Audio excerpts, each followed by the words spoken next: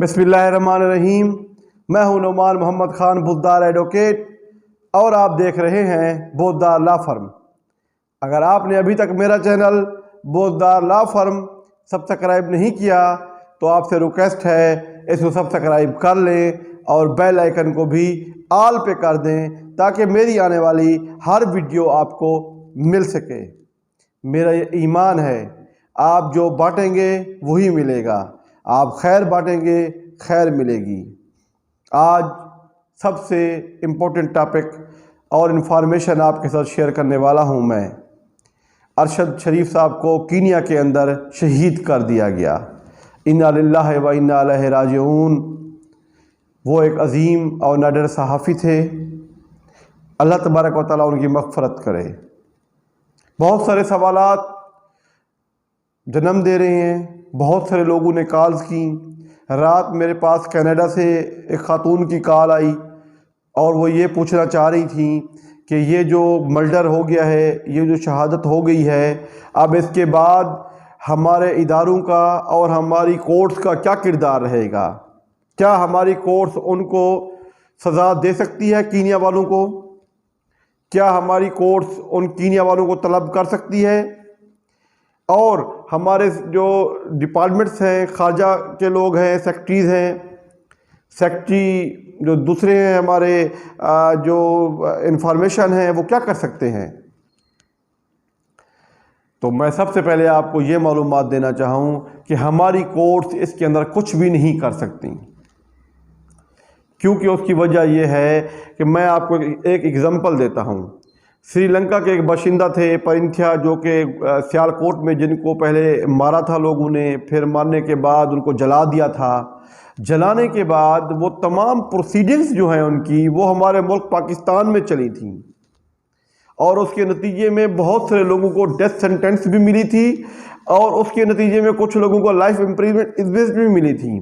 یہ نہیں تھا کہ وہ تمام لوگوں کو سری لنکا لے گئے تھے اور پھر سری لنکا کے قوانین کے مطابق ہم نے وہاں پر ٹرائل چلایا، یا ہم نے پتہ کیا ہو کہ سری لنکا کا قانون کیا ہے۔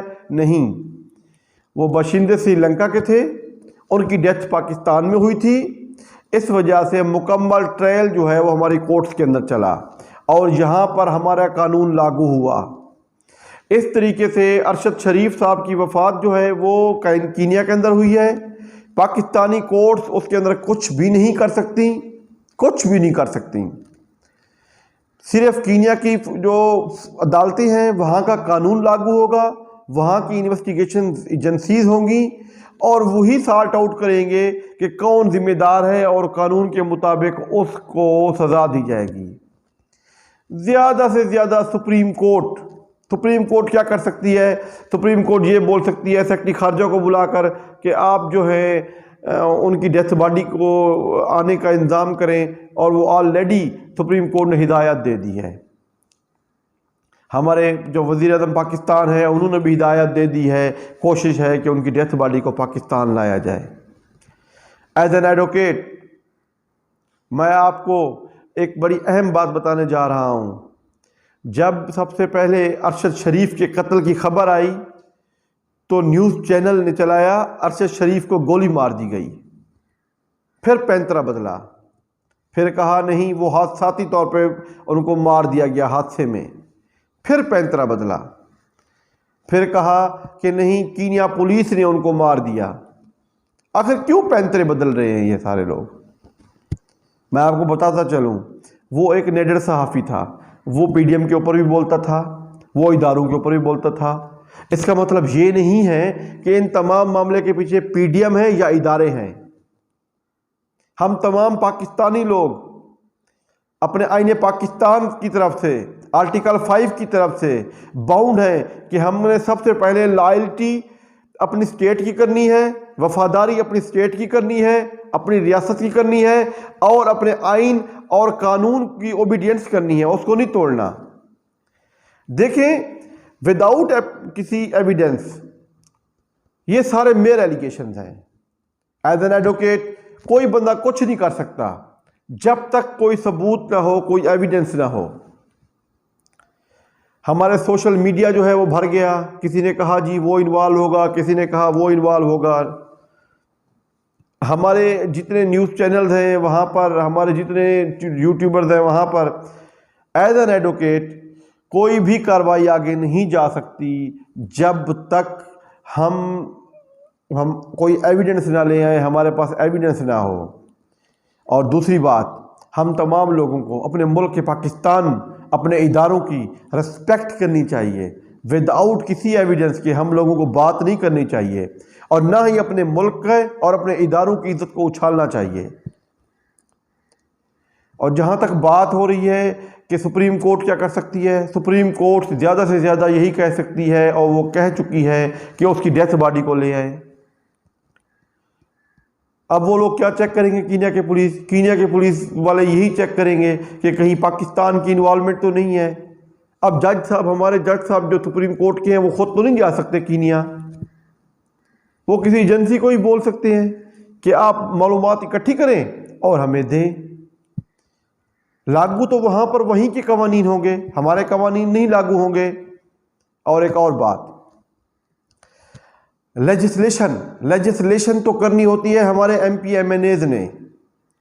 ہم لوگوں کو جو سب سے اہم کام کرنا ہوتا ہے کہ جب ہم لوگ اپنے نمائندے چنتے ہیں تو ہمیں وہ نمائندے چننے چاہیے جو پڑھے لکھے ہوں، جو ایماندار ہوں، جو ہمارے لیے کچھ کریں۔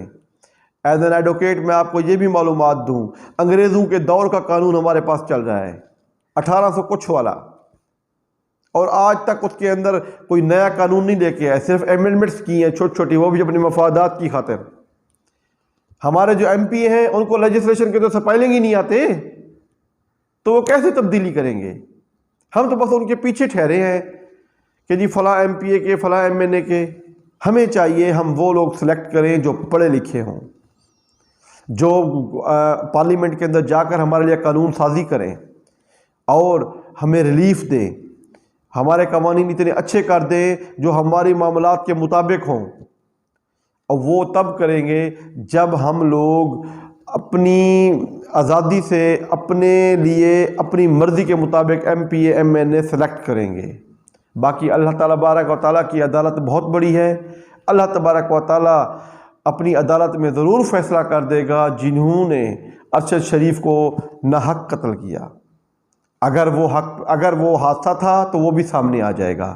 اور میری آپ سے استدعا ہے، اپنے ملک پاکستان کی خاطر، اپنی خاطر، اس ریاست اسلام کی خاطر، اپنے اداروں کا نام، اپنے عدالتوں کا نام ایسے نہ اچھالیں وداؤٹ ایویڈنس۔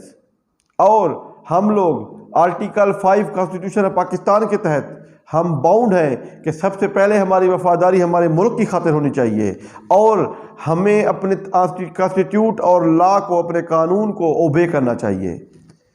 امید ہے آج کا لیکچر میرے پسند آیا ہوگا۔